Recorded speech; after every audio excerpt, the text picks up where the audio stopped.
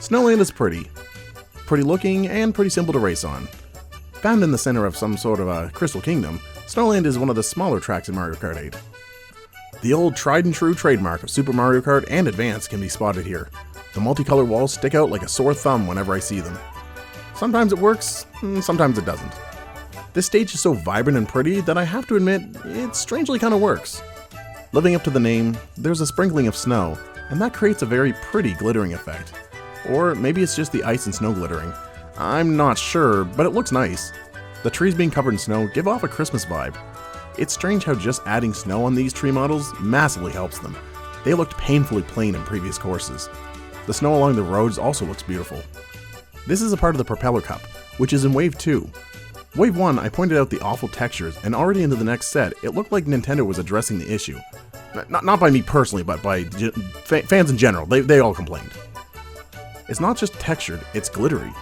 I'm sure this is something that most people won't even notice though, as you're normally racing. But what scenes to take in all the same? Of course, since we're talking about the off-road features, we might as well address the spectators. There's only a few toads watching, and they sit on the bridge. Honestly, I can't even tell their size difference from there. I wish the tour courses would take note. The rest watching are penguins. They're just living their best life. Watching, yes, but also just playing in the snow or sliding along the ice. They're just too cute not to love. This whole experience is really held together by the time of day. There's a beautiful pink sky which reflects off those crystals surrounding the track. The mix of pale blue, pink, and white all just paint a lovely little picture with the ice pond and its playing penguins as the centerpiece. I really have nothing bad to say about the course's visuals. Though I'm sure there are some people who don't take to the Booster Pass's simpler aesthetic. Simple is pretty though. The simple might become less of a good thing from a racing standpoint. This course has some turns and some straightaways, but it's also fairly short. This is likely a result of it being from Super Circuit. Most Game Boy courses are short, but something that entries before the Booster Pass did, like Mario Circuit or Cheeseland, was try to get creative with the tracks. Mario Circuit included anti-gravity and glider sections to help it stand out, and Cheeseland tried to really lean into the cheese with the holes and still included anti-gravity and gliders. Iceland didn't try anything. It's less flat because it's no longer a Game Boy Advance track, which is nice to see some curves and hills, but that's not really game-changing. There's even a huge hole in the ice pond with water, but nope, it's just a hazard.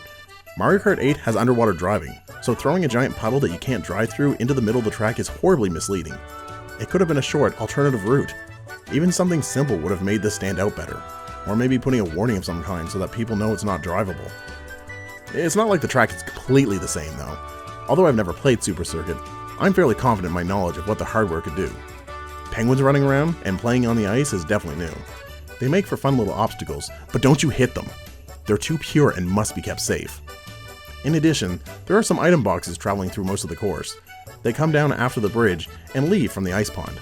This makes items a little more interesting because the timing of your run around the track can result in different timing to get them. Plus, since they move around, it's actually a little more easy to miss grabbing one. I can also only assume that this track, with its icy roads, has more slip on it. I mentioned that there's turns and straightaways, but with the slip on the roads, I can only imagine the turns are far more punishing for the bigger karts that struggle to turn sharper. It's likely why the roads are so wide. The course also only offers 2 real shortcuts, and strangely, they're both at the end of the lap. There's a fence opening where you can use a mushroom to boost through, and then a snowy ramp which you can use to jump the bridge wall and cut some time.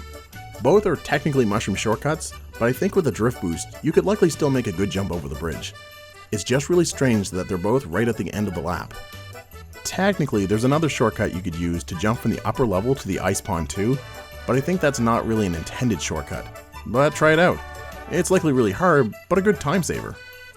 For those of you wondering if so little has changed about this track, how did it place higher than Mario Circuit and Cheeseland? Well, that's because the blueprint is just more fun. Cheeseland changed so drastically that it's a horrible time, and Mario Circuit needed so much change just to feel interesting. Snowland is simple, yes, but it still had some great drifts and curves. The color palette is just so pretty. How can someone not love looking at it? Snowland just has the right mix of slip and slide, beauty, and turns to keep a racer having fun. Even if it lacks variety, I can still have fun on a simple course.